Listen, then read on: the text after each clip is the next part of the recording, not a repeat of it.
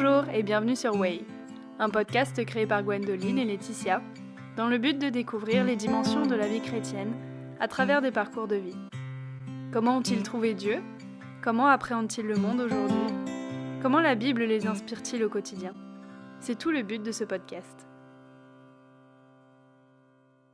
Aujourd'hui, nous recevons Derrick, 23 ans, disciple depuis février 2020, donc environ 7 mois au moment de ce podcast, qui va nous parler de sa rencontre avec Dieu. Je vous laisse découvrir son histoire. Je m'appelle Claude Derrick Ngoran. Je viens de la Côte d'Ivoire. Ça fait 5 ans que je suis en France. Depuis 2015, je suis arrivé d'Abidjan pour mes études. Juste après mon bac, j'ai commencé une licence de mathématiques économie. Maintenant là, je suis en master économétrie statistique et j'ai 23 ans. Est-ce que tu as des passe-temps, des activités que tu aimes faire? Ouais. Oui, j'aime beaucoup le sport. T'aimes le sport? Ouais, le basket, parce que j'ai eu à beaucoup jouer au basket depuis la Côte d'Ivoire. J'ai joué en équipe nationale aussi. Ok. Et j'aime beaucoup aussi tout ce qui est trading, mais ça c'est en finance. Un peu sur ton milieu familial, comment tu as grandi en fait, ton rapport à la religion dans la famille? Est-ce que c'était quelque chose dont on parlait dans ta famille ou raconte-moi un peu En comment fait, t'as... je suis né dans une famille de chrétiens. Mon père et ma mère, ils sont de l'église du Christ d'Abidjan. Et du coup, j'ai grandi dans l'église, toutes les classes des enfants de l'église. J'ai eu beaucoup d'amis, enfin, mes meilleurs amis, ils étaient à l'église. Ok. Et déjà, j'ai été éduqué aussi par l'église, parce que déjà par mes parents, aussi par les tontons et les tantis, comme on dit chez nous, là-bas, qui étaient très proches de moi, qui me prenaient comme leur enfant. Mais voilà, j'ai toujours grandi dans l'église, mais sans forcément... enfin, je croyais par mes parents, enfin. Ok. Je sais pas comment expliquer, mais j'ai grandi en fait en étant éduqué, en sachant que Dieu existe, mais je sais pas si je croyais vraiment qu'il existait, mais enfin, je pense que je croyais qu'il existait. Ok. Voilà, c'est un peu, c'est ça. Ok. Et du coup, tu as un frère, c'est ça? Un seul frère, ouais, Ok. on est deux. Et lui aussi, il est chrétien? Oui, lui, il est chrétien depuis... Je pense qu'il avait 21 ans. Ok. 21, 20 ans. Du coup, ça fait longtemps. Là, il a 28. D'accord. Ok. Ouais, il a 5 ans. Il a 5 ans de plus que moi. Est-ce qu'il t'a aidé? Enfin, je veux dire, est-ce qu'il te parlait beaucoup de sa foi? Est-ce qu'il te la montrait? Est-ce qu'il te disait, est-ce que ça serait bien que, voilà.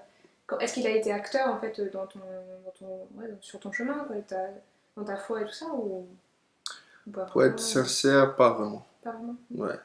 Parce que lui aussi, il a eu ses luttes. Il a eu ses luttes. Quand il a fini ses études en Côte d'Ivoire, il a eu un DUT. Il a fait un DUT de 3 ans à Yamoussoukro, c'est une ville de Côte d'Ivoire. Et juste après ça, il est parti au Canada. Du coup, ça fait que déjà, moi, j'étais en train de grandir. Et c'est là que j'ai commencé à, comment dire, connaître la vie, quoi. Enfin, commencer à avoir des amis, boire, tout ça. Et du coup, j'avais pas ce grand frère. On n'a pas eu cette relation-là. Moi, j'ai toujours été solitaire. C'est-à-dire que mes parents et tout, bien vrai qu'ils me parlaient, mais mes décisions revenaient à moi. Ça, c'était un. Et de deux, j'avais mes convictions. Et de trois aussi, mon frère, vu qu'on n'était pas proches à la base, je discutais pas beaucoup avec lui. Je crois que c'est l'année dernière qu'on a commencé à vraiment se rapprocher, à s'appeler souvent, tout ça, mais avant, c'était un peu chacun pour soi, quoi. Ok. Même si on s'appelait souvent, mais il n'y avait pas de profondeur, Ok. pas du tout. Pour rentrer un peu plus dans le vif du sujet, Mm. comment tu as trouvé Dieu finalement? Est-ce qu'il y a une personne qui a été un peu un déclencheur ou qu'est-ce qui a fait que le 5 février tu t'es fait baptiser quoi? C'est un long cheminement, parce Ouais. que... Où commencer? Parce que j'ai toujours su que c'était la bonne voie. Que j'étais... la question que je me posais tout le temps, c'était Derrick, si tu meurs, où tu pars? Si c'est au paradis ou c'est en enfer? Parce que il n'y a pas de juste milieu. J'étais convaincu qu'il y avait soit le paradis, soit l'enfer. J'étais complètement convaincu. Mais par contre, Enfin, pas par contre. Je savais aussi quel chemin. C'était Jésus. Et je suis convaincu que c'est Jésus qui est le chemin vers Dieu, vers le paradis. Mais j'étais pas prêt à prendre cette décision-là, de donner ma vie, parce que justement, j'étais attaché au monde. Quand je suis arrivé en France, pour tout te raconter, euh, je, j'étais avec ma mère. On a été reçus par l'église ici. Et par la suite, quand ma mère est rentrée, j'ai continué de venir à l'église. Mais à un moment donné, enfin, plus on avançait, plus déjà moi, je m'enfonçais. Et pour te dire, l'église aussi m'aidait pas. Mm. Dans le sens où, bien vrai, que je sentais l'amour. Je sentais l'amour, il y avait tout le monde autour, les sourires, Derrick, viens, on se voit, tout ça, il n'y a pas de souci. Mais derrière, enfin, parce que moi j'observe beaucoup. Et, et c'était comme si, pour ne pas juger, hein, mais c'est comme si je trouvais un peu les gens hypocrites, pour te dire. Parce que derrière, je sentais qu'il y avait quelque chose en fait qui n'allait pas. Parce que pour te dire, je suis arrivé en même temps qu'un ami qui s'appelle Teddy, qui est arrivé en même temps que moi, et on n'a pas été, comment dire ça, reçus de la même manière. Et j'ai eu directement à faire des comparaisons, dans le sens où lui, il était chrétien, pas moi. Mm. Je venais d'Afrique, pas moi. Bon, peut-être que ça n'a rien à voir. J'arrivais pas à m'intégrer. Et lui, je voyais qu'il était souvent invité, tout ça. En fait, je me comparais beaucoup et j'observais beaucoup. Et par la suite aussi, ce qui a fait aussi que j'ai pas su m'intégrer, c'est que déjà mon caractère, je suis très timide, très renfermé. J'arrive pas à parler aux gens, surtout quand je connais pas. Et aussi, l'entourage ici m'a pas aidé. Enfin, quand je dis l'entourage de l'église, parce que euh, c'était pas tout le temps, mais il y avait souvent aussi des blagues sur mon accent. Parce que je viens d'Abidjan. Et ça aussi, ça m'a complètement bloqué. Complètement. Parce que de un, je suis très timide, j'arrive pas à parler. Et de deux, il y a des blagues, tu vois. Et ça m'a complètement bloqué. J'avais même honte de venir. Mm. Peur du jugement, peur de certains. Mais après, c'est sûr que ces personnes-là n'avaient rien contre moi. Je Mm. sais que c'était complètement des blagues, mais après moi, à chaque fois entendre ça, ça rigole, tout ça. Mais Mm. j'étais vraiment sur la défensive aussi. Et Mm. petit à petit, j'ai commencé à m'éloigner jusqu'à prendre ma décision de ne plus venir. De ne plus venir. Et j'ai arrêté en 2017, j'ai arrêté de venir à l'église. Et là, c'est parti. J'ai eu une copine avec qui on a duré 3 ans, qui était à Abidjan. Du coup, on vivait une relation à distance. Mais en même temps, moi, en fait, depuis la classe de seconde, je bois beaucoup. Je sortais tout le temps, tout le temps, tout le temps, ici. Tout le temps, c'était abusé, en fait. Parce que, enfin, j'aimais l'alcool, on va dire. J'adorais l'alcool, j'adorais les sorties, j'adorais sortir avec des filles, tout ça. Malgré que j'avais ma copine à Abidjan, je, enfin, j'étais conscient que j'avais une copine, mais derrière, dès que je buvais, c'était mort, quoi. Mm. C'est fini, je cherche direct à pécho, comme on dit. Mais ouais, c'est comme ça s'est passé. Et petit à petit, je m'enfonçais. Je m'enfonçais. Je m'enfonçais tout en sachant que Derrick, c'est ça la bonne voie. Dimanche, je me réveille, je dors. C'était mon habitude en fait. Enfin, j'ai pris l'habitude de me réveiller tous les dimanches. Enfin, de dormir tous les dimanches, je veux dire. Et ça a commencé à me tuer en fait. J'ai dit, Derrick, non, tu dois te prendre en main. Tu Mm. dois te prendre en main. Mais ça a duré, on va dire, 3 ans. Ouais, 3 ans que ça a duré. Et en plus de cela, j'ai eu à reprendre mon année, ma licence 3. Ok. Et ça aussi, ça m'a complètement tué. Mm. Mais ça, c'était justement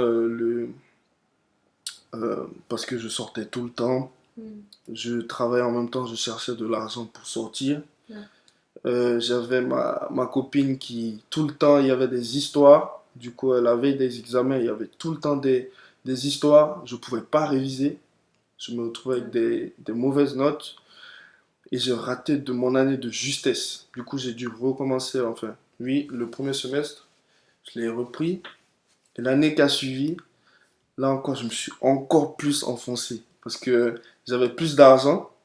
Il y avait en fait l'argent de mes parents. Moi aussi, quand je travaillais ici, j'avais encore plus d'argent. Du coup, je dépensais encore plus. Je sortais tout le temps, j'étais tout le temps ivre. C'était vraiment difficile parce que chaque matin au réveil, je me dis, Derry, t'es mort quoi. Bah, continue, tu vois. Et c'est comme ça que je continuais. Je continuais à faire tout ça.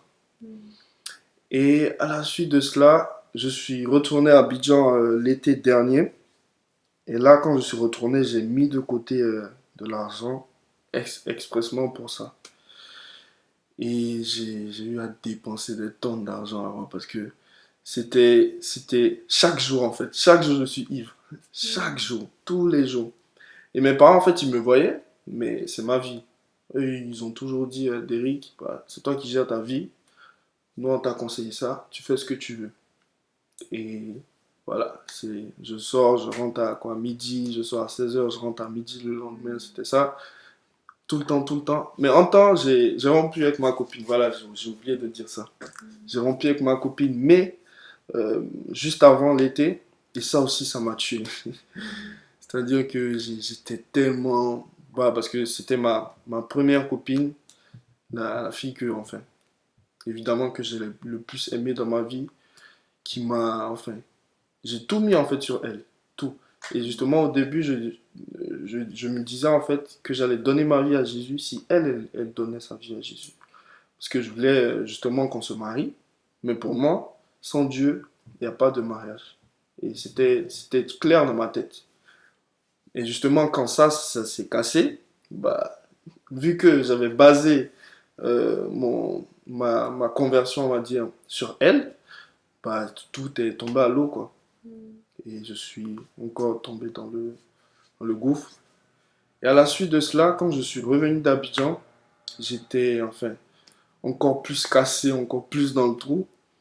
Et je continuais encore à sortir ici. Je continuais jusqu'à novembre.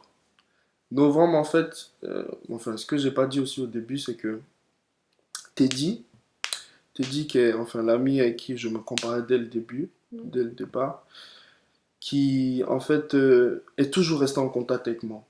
Chaque 2 mois, chaque 3 mois, il m'écrit, Derrick, ça va.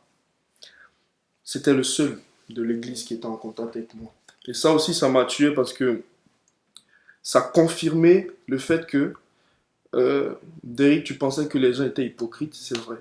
Parce que il n'y a aucune personne à part Teddy qui est revenue vers moi.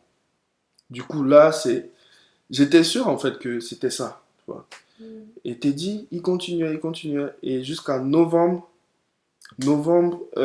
j'ai commencé à me poser plein de questions. Un jour, je me rappelle, je suis sorti le lendemain, j'étais hyper ivre. Et le lendemain, en fait, j'avais la gueule de bois et tout.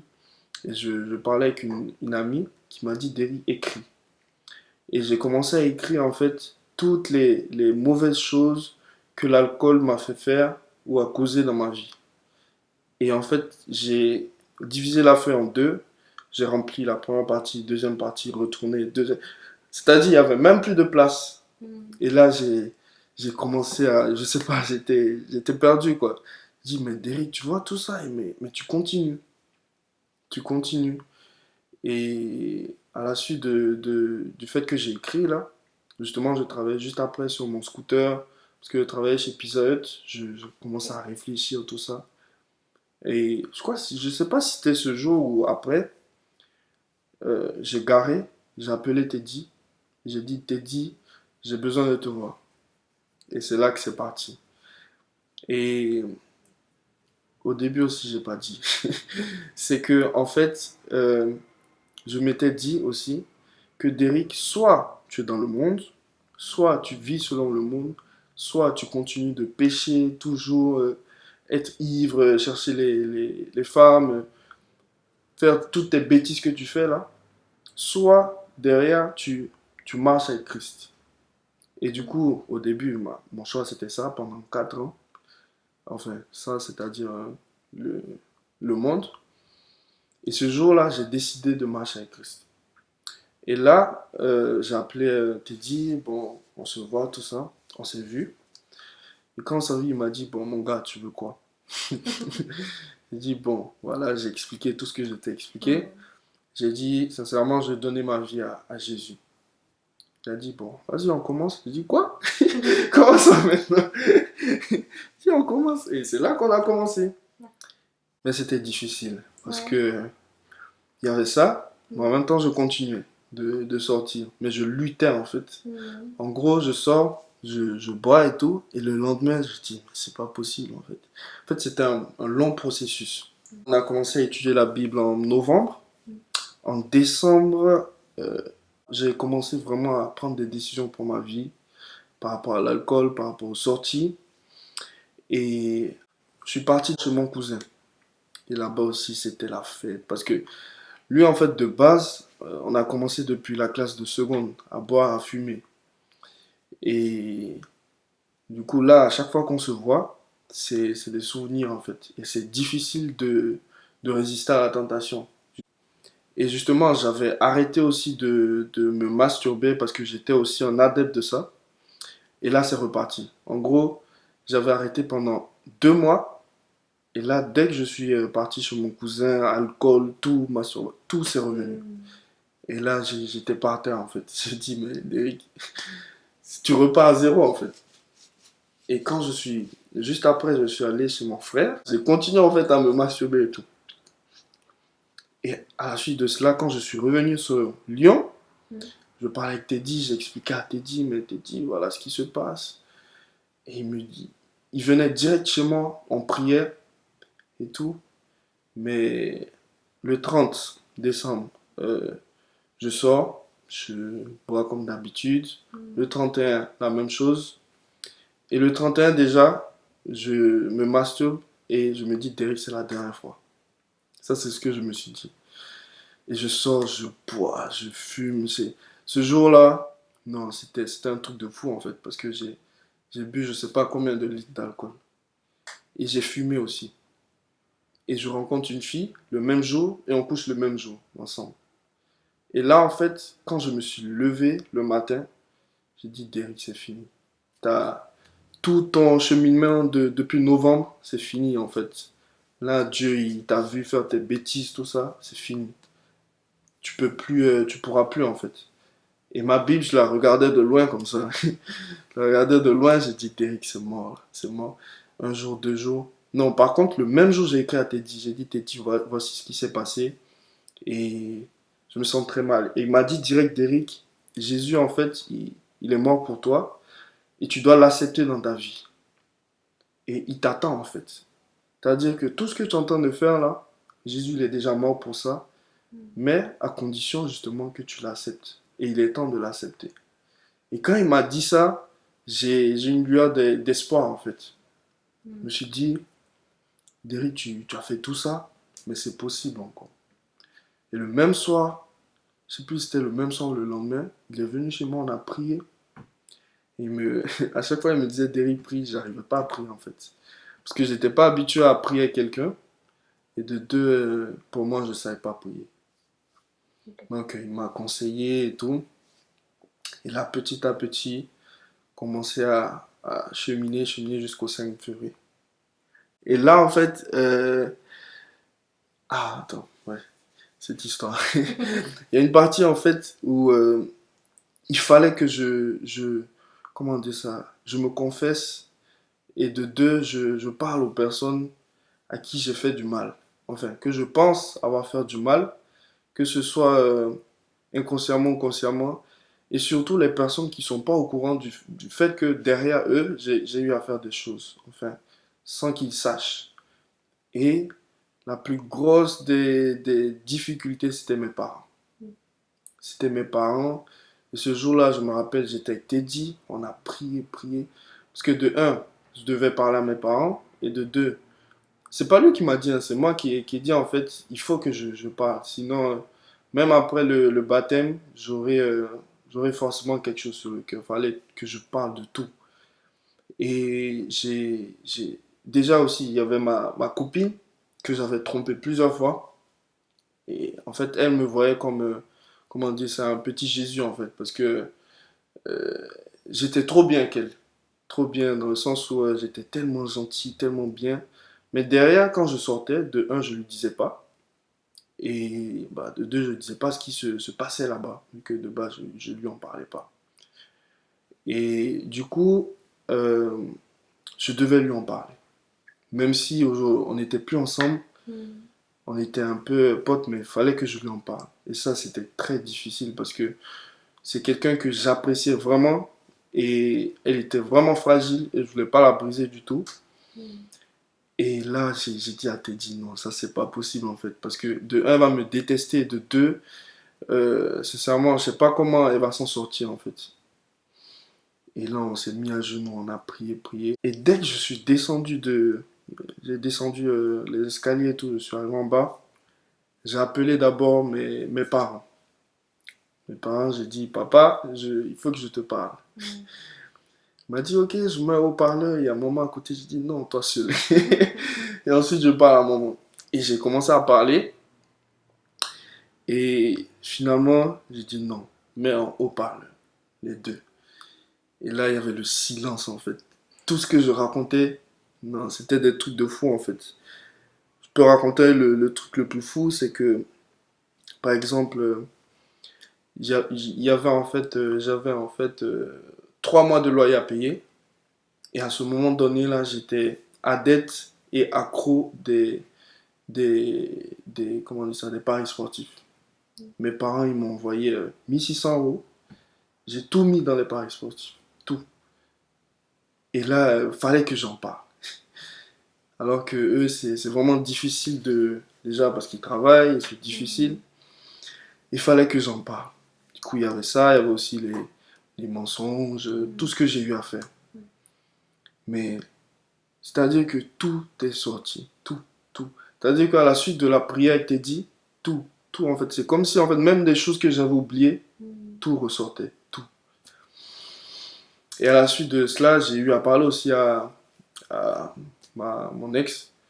On a eu à parler tranquille. Elle aussi, j'ai senti qu'elle était blessée. Elle m'a dit, mais Derek, j'aurais jamais pensé, j'aurais mis même ma main à couper. Que voilà, si quelqu'un même me dise que voilà, t'as eu à me tromper ou quoi. Mm. Tellement j'étais bien en fait, devant ses yeux et tout. Mais elle m'a pardonné, enfin j'espère. Et mes parents surtout, ils m'ont dit direct. Et c'est ça un peu ce qui aussi été bien pour moi, c'est que eux, ils sont chrétiens. Mm. Ils ont accepté Christ dans leur vie. Du coup, direct, ils m'ont pardonné. Ils m'ont pardonné, ils ont dit, Derrick, sincèrement, on admire en fait ce que tu as eu à dire. Et sincèrement, sache qu'on te pardonne. Et ça aussi, ça a été un soulagement. J'ai eu appelé d'autres personnes aussi Ouais. qui m'ont pardonné tout de suite. Tout de suite. J'ai appelé Teddy, j'ai dit, Teddy, je suis prêt. Et le lendemain, je me suis fait baptiser chez les Décotes, Ok, écoute. le 5 février. Ouais. Belle histoire. Qu'est-ce qui te fait te sentir proche en fait de Dieu? Déjà, c'est ce qu'il a accompli dans ma vie. Pour te dire, le jour où je me suis dit, c'est la dernière fois que je me masturbe Mm. jusqu'à aujourd'hui, ça n'est plus arrivé. Mm. Et ça, je pense que c'est un miracle en fait. Parce que j'étais vraiment, vraiment accro à ça. Ok. Accro à ça. Bien vrai qu'il y a toujours les tentations, je suis un homme, mais il n'y a plus cette envie-là. Et ça, c'est pas humain. Dans le sens où je pouvais m'asseoir là, me dire, Derrick, t'arrêtes 2 mois. Au bout de 2 semaines, au bout d'un mois, c'est fini, je retourne. Mais là, c'est Jésus en fait qui a décidé pour moi. C'est lui en fait qui a dit, Derrick, c'est fini. Et aujourd'hui, il n'y a plus ça. Par Mm. rapport au sortir l'alcool, il y a toujours des luttes. Mm. Il y a toujours des luttes. Bah, c'est petit à petit. Mais sincèrement, il y a beaucoup de choses qui ont changé aussi. J'ai plus cette envie parce que c'est quelque chose, sincèrement, qui me tirait en fait. Il n'y a plus ce truc-là. Il y a Jésus en fait. Mm. Et ce qui me rapproche, c'est surtout la prière. Prière tout seul, et aussi avec les frères. Mhm. Les frères, les sœurs. Teddy, sincèrement, il m'a tellement aidé. C'est... Toujours, je lui remercie. Hein. Je le remercie, pardon. Et je veux dire que Dieu m'a béni en fait. Dieu m'a vraiment béni ma semaine, enfin mon premier semestre de cette année, je ne l'avais pas eu. Deuxième semestre, je l'ai eu du premier coup. J'ai eu mon stage après cette période de coronavirus là. En plus, ça a été dit qui était rémunéré alors qu'il ne devait pas. J'ai eu mon alternance. En fait, j'ai fini mon stage le vendredi. Le vendredi même, j'ai eu mon alternance. Enfin, les choses s'enchaînent en fait. Et je sais que tout ce qui m'arrive aujourd'hui, c'est pas moi, c'est Dieu en fait. Mais pour te dire, c'est une lutte quotidienne. C'est une lutte quotidienne, mais je ressens en fait la grâce sur moi. La grâce de Dieu, le sacrifice de Jésus sur moi. Et juste le fait d'avoir ça dans mon esprit, d'avoir ça en mémoire, de lire ça souvent, de méditer souvent, sincèrement, ça m'aide beaucoup. C'est-à-dire que j'ai plus peur de quoi que ce soit, du jugement, de l'échec, de la défaite. Non, parce que j'ai la victoire. Et la victoire, justement, la plus importante avec Jésus. Et c'est lui, justement, qui me donne cette victoire. Qu'est-ce que tu dirais à une personne qui ne connaît pas encore Dieu? Genre une phrase, qu'est-ce que tu lui dirais? Cherche beaucoup. Parce que je pense que tu peux entendre beaucoup de choses qui sont pas vraies. Et si toi-même, tu cherches et tu trouves la vérité, c'est encore meilleur, tu vois. Ça, c'est un.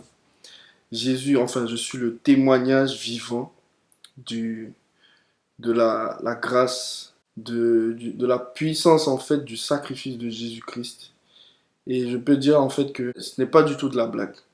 Aujourd'hui, tout ce qui m'est arrivé jusqu'à aujourd'hui, c'est pas moi, en fait. C'est pas le hasard. Ça peut pas venir du hasard. Ce que je peux lui demander, en fait, de faire, déjà, c'est en me basant, en fait, sur le passage Matthieu 7,7 qui dit: Demandez et on vous donnera. Cherchez et vous trouverez. Frappez à la porte et on vous ouvrira. Oui, celui qui demande reçoit. Celui qui cherche trouve. Et si quelqu'un frappe à la porte, on lui ouvre.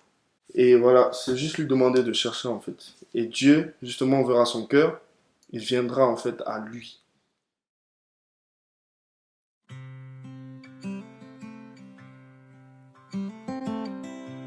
C'est la fin de ce podcast. Merci de nous avoir écoutés. N'hésitez pas à nous contacter, ce sera un plaisir de vous écouter à notre tour. Tout se trouve dans la barre d'infos. Et n'oubliez pas que Jésus a dit: Je suis le chemin, la vérité et la vie.